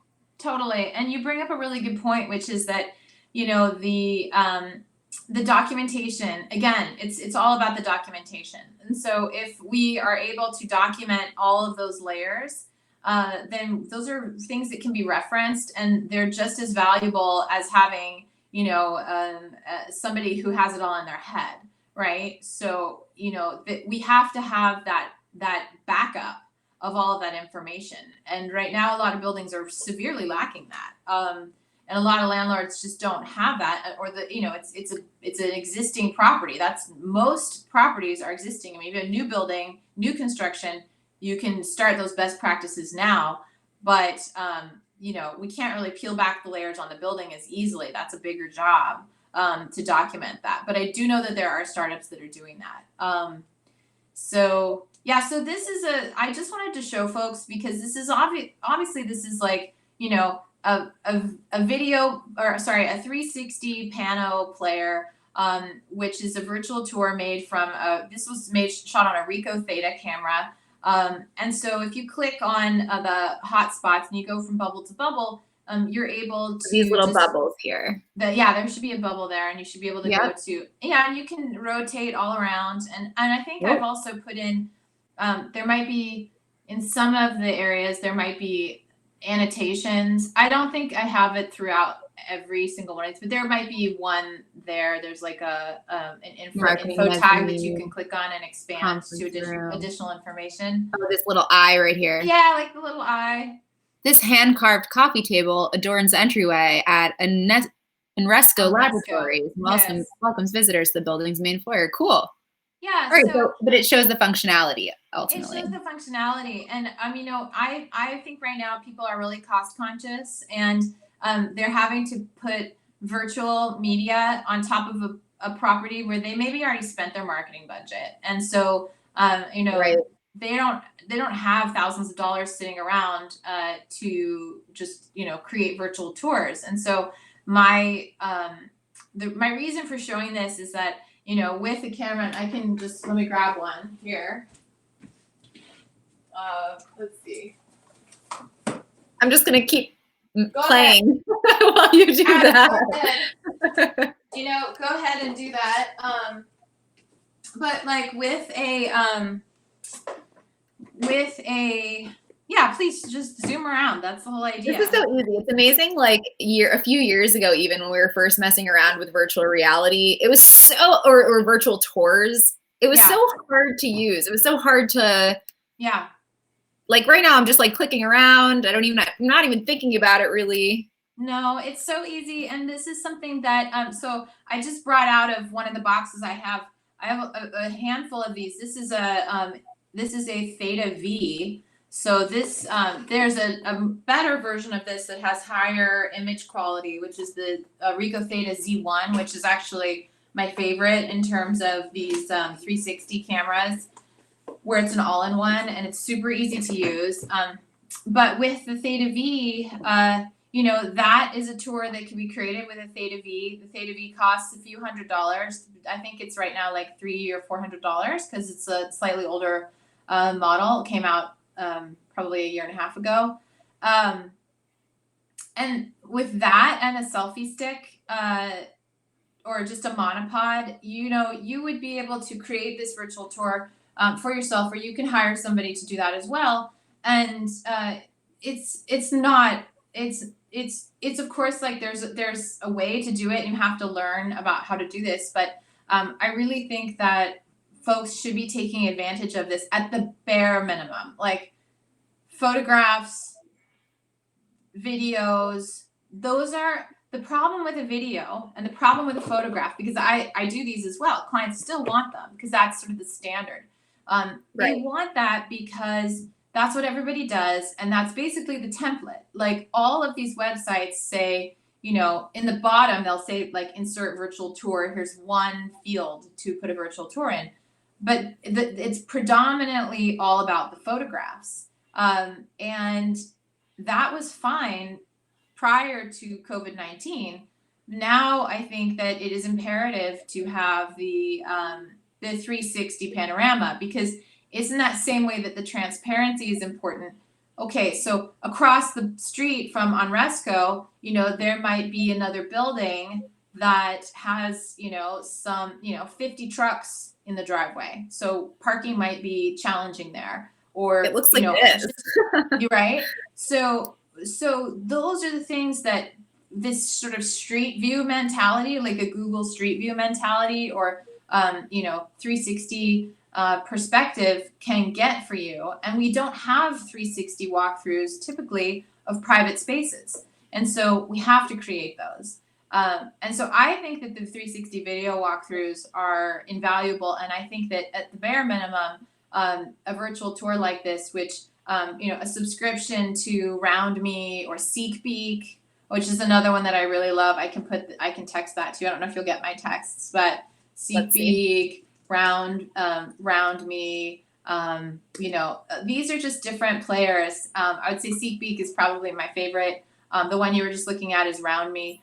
These are RoundMe. I think we should share this. We'll share this in an email out to the DisruptCRE community, maybe even in the comments here on YouTube, so people can refer to some of your insights. That's right, exactly. And Rico Theta, Theta Camera, Rico Theta V, Rico. Because I can imagine for folks, I'm sitting here and I have basic, rudimentary understanding of the things that you're talking about, but I don't do this every day, so therefore I don't have the same breadth of knowledge. But a lot of it sounds like you're speaking a foreign language, like the different cameras. And I've experienced this not just in this conversation, Emily. I've had many VR and immersive media conversations where I'm just like, I don't know what you're talking about. I know how it actually works and the piece of hardware or the software that is being used. Yeah.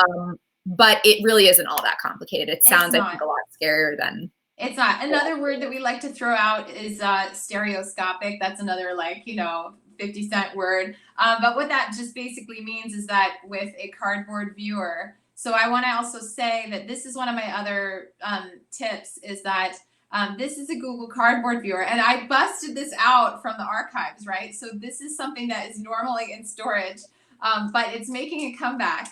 It's official that Cardboard is making a comeback because with a cardboard viewer, and this is the Google Cardboard one that's this one's $15, but if you order them, from your, handy distributor, you can get them branded. You can get them, cool.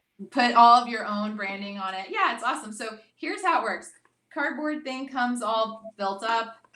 I feel like I'm showing everybody old technology here, and so they're going to be okay, we want the basics. We can always build on basics. Yeah, build on basics. And that's why Cardboard is so awesome. I'll tell you why Cardboard is so great right now.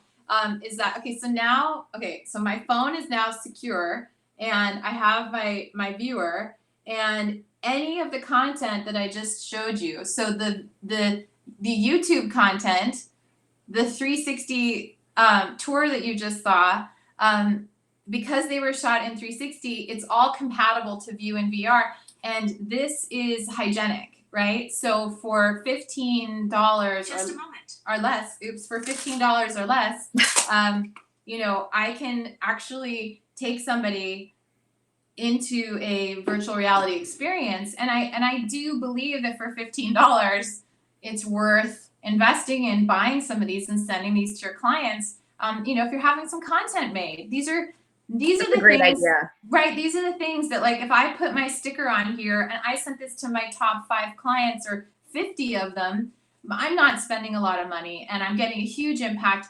And the most impactful thing you can do is to do something. A lot of folks are sort of paralyzed in what should they do right now. And I think that taking action, even if it's order some cardboard viewers and get a 360 tour made, that is going to go such a long way when you show your landlords, you show your clients that you're doing everything you can to overcome these obstacles. So that's really, that's really an important piece of the puzzle is I love it. Is doing something. Idea. Yeah, you don't have to reinvent the wheel. You just have to do something. Okay, so we have a few more minutes. I want to hear, we talked about some of the basics and some of the things that you can do now. We're going to share them in the comments. Yes. But I also want to hear some of the cool stuff that's pushing the boundaries of the world we live in today, and like what is the really sophisticated stuff that you're excited about and that you're using and gets you jazzed about what's to come. So, okay, so what I get really jazzed about. I'm sorry to ask you with only 6 minutes left, but. No, it's okay. It's okay. So there's two things that come immediately to mind as being the things that I am the most excited about. And so I love what we're building at SpatialFirst. This is the Placetime app. And you saw what we did with the augmented reality player that we can share. But we actually also have a full app. The Placetime app can be, built onto, and we could go, I don't know if you have some content, a link to share, or maybe just the SpatialFirst website. But we can do incredible immersive storytelling and we spatialize the content. And I know, so it's again, another 50-cent word. But basically this idea is that if you have we have a 3D map of the property, right, that we start with, which is we start with a base map of any property. And then we're able to go from there into, fly into the building, expand on any of the content, and do it all in augmented reality on your phone. So that's really the cutting edge of all of this. And I think that, let me see if I can send you a quick video, but that is really, I think the cutting edge of all of this is the spatialization, this using spatial computing to place content in the real world. So I can either look at it through my device, or if I go on site, I can look at augmentations on site that can also take me on a specific journey around a property. Well, I think what's so cool is you can take and capture content in layers, right? And not only capture content in layers, but maybe you use a foundational piece of content that's created, and then you're able to add, you take the spatial media, and then you layer data visualization. Yeah. You can add like geographical content. And I think what's cool is pairing kind of the beauty of spatialization, if you will. I say it like this because it's like, is that a word that we're just using, or is that a real word? No, spatialization, that's correct. That's exactly right. And I just sent you another link so you can show the Placetime app, which we are launching in Oakland right now. And it brings together all of these elements, and it is for sure on the cutting edge. So if you want to go check that out, I hope you can get the link. I definitely can. But, walkable 3D floor plans, deep linking to things like LoopNet and other kinds of content via your iPad. Showing it on mobile, or being able to look at it on your iPad. This is absolutely the cutting edge for augmented reality and for showcasing space. So here, showing a hypothetical fit out in AR and walking people through that. And the difference between what we're building and what other companies are building, because other people can also do augmented reality, and show these 3D models on an iPad or on a mobile device. Yes. But this is the key to it. So this part that you're seeing here is the base map, is a 3D base map. That's a custom map that you cannot do these kinds of things in Google Maps or any other map, which is we're using augmented reality and the mobile phone as a browser, right? So this new interface for zooming into content, clicking on it, and placing it exactly where it would be relative to the real world. So if I walked into the building and I walked into this suite, I triggered the content, I can walk that suite and virtually see any of these other elements, and it would be, the scale is 1-to-1 to that actual location. So it's incredible. It's amazing. It's the little things. It's little things that I noticed, even in just like, there's no lag time. I'm just going to replay like some of this. There's no lag time in in moving around and like actually diving into a property and immediately being able to see that That's data right. or like that the population of that potential fit out, but also then you have this incredible layer of data visualization. And I notice it almost, I mean, this is the future of like property brochures. I can't even believe we have property brochures. But you can see not only, I think, in this specific property, but here we go. Like you see in the city, you see the neighborhood, you can see what's around. Correct. Yeah, all of the building amenities and location amenities have been spatialized. You know, I used to make brochures for a commercial brokerage in Berkeley. And, you know, we would sort of like cut and paste, and maybe we would use InDesign, or most likely we were just using Word. And, you know, the graphics were not very different than what anybody else did. I mean, maybe if you're a big company, then you have an in-house marketing team that can do really awesome stuff for you. But we thought, gosh, an interactive brochure that is spatialized, that is more exciting, is more compelling, has augmented reality. That's what we did. We spatialized the PDF, and we said, let's turn this into a storytelling opportunity that actually grabs people and puts the broker in control, you know, and puts the broker in control of, here's the story that I want to tell. And yeah, it's borrowing principles from gaming, and it's borrowing principles from you know, augmented reality and immersive media, and applying it to real estate, which is a spatial business. So it makes perfect sense, and it just connects those dots really, really well. And then the last one I would love to share, I don't know, we're already out of time, but it's 1 o'clock, but you know, it's okay. We still have some folks with us, and good. Good. So the other one I want to share is the 360 live streaming from within a property. And I sent you a link to Avatar. I don't know if you have the Avatar link, but yeah. So this one is very cool, because the 360 link that I sent before was a static video, but you know, very interactive and is awesome. It's a great piece for marketing. The first one that we showed.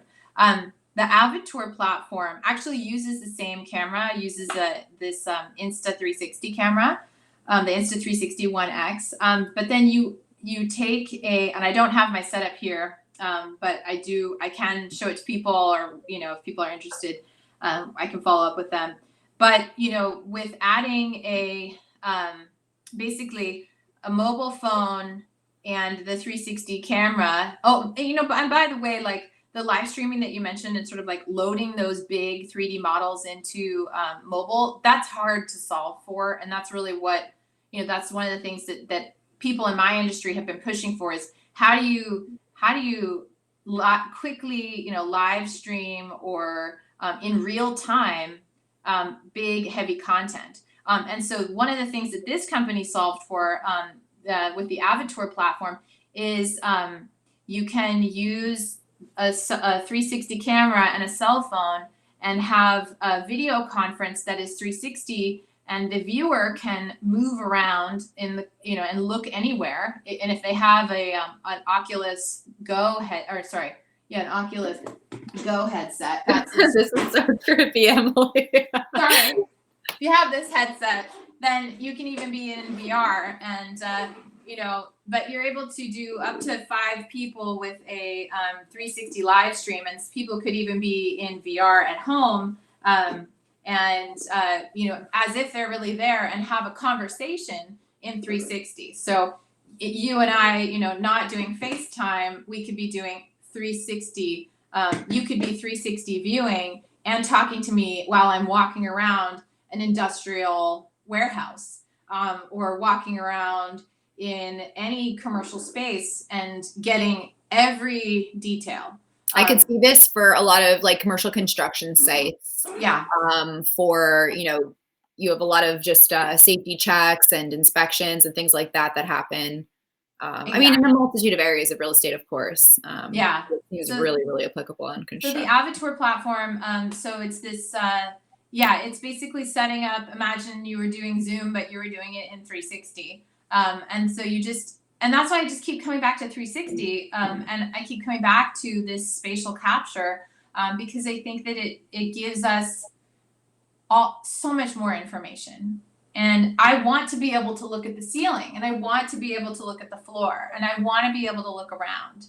So that's really my philosophy on all of this. And I hope it's helpful for people. No, you're showing us the possibilities. And I think that's the beauty of just knowing someone like you and your breadth of knowledge. And I know you're a super curious person. And so you're always kind of like learning and willing to understand what's coming next and be part of building it, which is unusual, right? Because most humans, were creatures of comfort, and we want to kind of understand the world and our perceived value and be able to make decisions as such. But I think this kind of the nature of immersive media is you can always level up the experience that someone's having and push the boundaries of what they can expect. And so it's a really cool thing. And I think real estate and property, physical space is all about the experience that somebody is going to have, whether it's like an emotional investment that you can, if you're so lucky to build that and figure out how to do that, or a memory, that somebody's created there. Real estate is all about experiences. So this is just kind of a big chunk of how that is going to be expressed. I think so. Today, hopefully into the future. Hopefully, I think we're there. We are there. And people are, we still don't know, like there's nowhere I can go right now to even know, like, what is it, can people do in New York? Like, can they go and, is real, are these essential services, like kind of looping back to where we were at the beginning, right? We don't know, and things can still change. And so, the National Association of Realtors, they don't have a list compiled of all of the different ordinances by the different states. And so we're still a little bit in this mode where we have to be resourceful. And I really think that it's very good for people to get their hands on some of this media and to try it out. I saw a realtor yesterday. She just ordered a selfie stick, and I was like, rock on, like, use that selfie stick. I mean, these are things that people can order online and use right now. It's $15 for a selfie stick, right? Or it's $30 to get a selfie stick. And we're not suggesting that you're home taking selfies, just to be clear. That's not the intended function. But this is these tours. Exactly. Emily, we're going to share some of this stuff in the comments for people so that they can take action at home. Thank you so much for sharing. And I'm also, if it's cool with you, I'm going to make your email public into that comment box as well for people to reach out to you. And thank you so much. I really appreciate you being on today. And thank you guys all for watching. Yeah, Mariel, it's always a pleasure. You are so awesome. And I'm really excited to be here and to do this with you. And, any questions, people should just definitely reach out. And I really appreciate what DisruptCRE is bringing to the community right now. And, all of your efforts are so appreciated. And thank you for, bringing everybody together. Well, we'll be here again next Friday. All right. So I appreciate it. And we'll see you guys all then. Cool. Have a good one. Thank you so much. Bye. Bye.